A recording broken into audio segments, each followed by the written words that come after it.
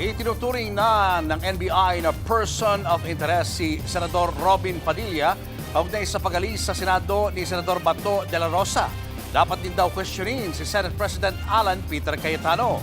Live mula sa Pasay, nasa frontline ng balitang yan si Gio Robles. Gio, ano ba ang ibig sabihin ng pagiging person of interest ni Senador Padilla?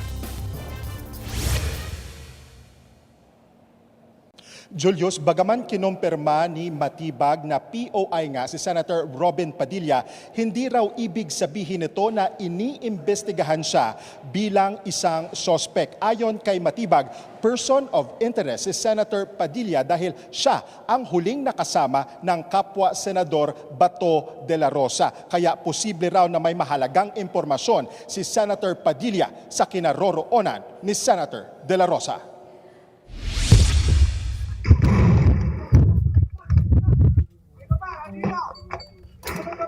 Napadapa ang ilang ahente ng National Bureau of Investigation na nasa GSIS building nang marinig ang putok ng baril. Nakunan ang eksenang yan sa body-worn cameras ng mga ahente na nasa ground floor ng GSIS building. Dito sa ground floor sa Senate yung nagkakaling yung putok.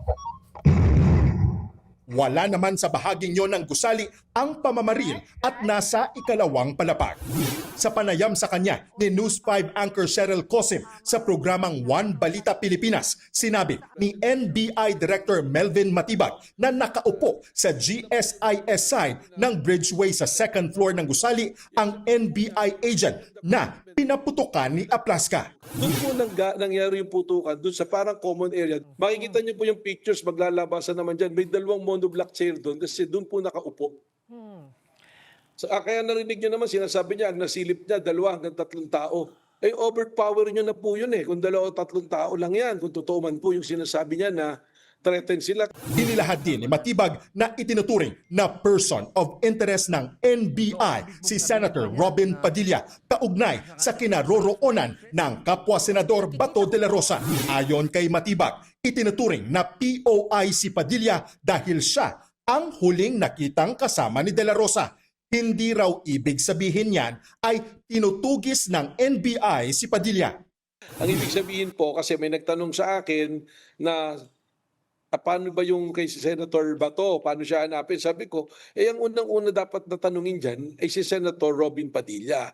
Kasi siya yung huling kasama. May lumabas na pong CCTV.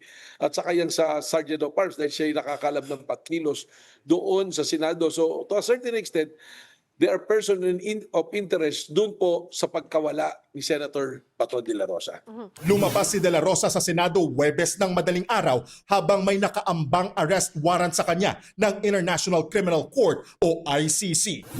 Sa video ng aming team na nagbantay sa Senado kahapon, may nakitang lumabas na van bandang 2:45 ng madaling araw. Sa oras na yan, sinasabing umalis sina de la Rosa at Padilla sa gusali. May kasunod itong puting SUV na may sticker ng Pasay Police. Hindi naman malinaw o maaaninag kung sino ang mga sakay nito.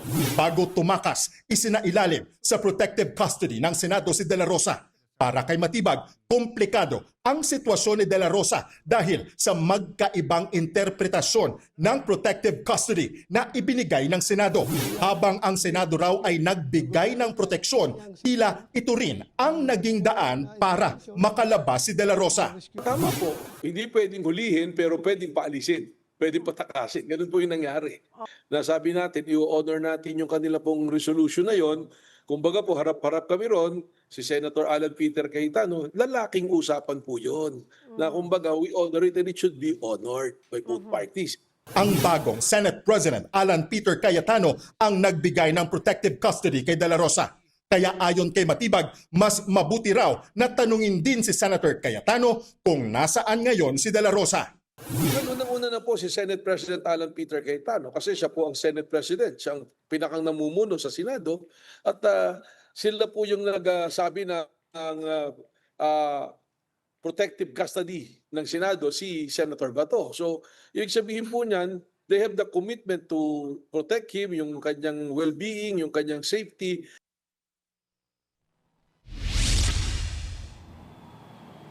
Julius, update mula dito sa NBI ay bumalik kaninang hapon ang ilang ahente sa GSIS para nga magsagawa ng investigasyon kaugnay sa nangyaring putukan sa Senado. Samantala naman, dito sa anggulong stage ang putukan sa Senado, sinabi ni Matibag na may kaparehong sentimiento ang ilang ahente sa nangyaring nitong Miyerkules. Pero nangako naman si Matibag na makikipagtulungan sila sa anumang investigasyon o pagsisiyasat kaugnay niyan. Actually, sa Lunes ay makikipagpulong ang NBI sa PNP Criminal Investigation Group o CIDG. Yan po sa Lunes, May 18. Julius.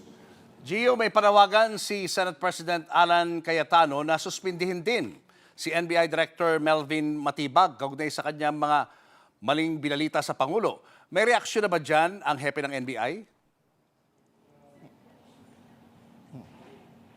Julius, kung hindi ako nagkakamali, ang huling panayam ni NBI Director Melvin Matibag ay with Ms. Cheryl Cosim sa One News sa programang One Balita Pilipinas. At matapos nga ang Facebook Live kanina ni bagong Senate President Alan Peter Cayetano, ay sinubukan nating hingan ng komento si Director Matibag pero hindi pa siya sumasagot sa ating hiling para sa kanyang panig. Julius. Maraming salamat, Gio Robles. Mga kapatid, Julius Babaw po. Para sa komprehensibo at makabuluhang balitaan at talakayan, mag-follow at mag-subscribe na sa social media pages ng News 5.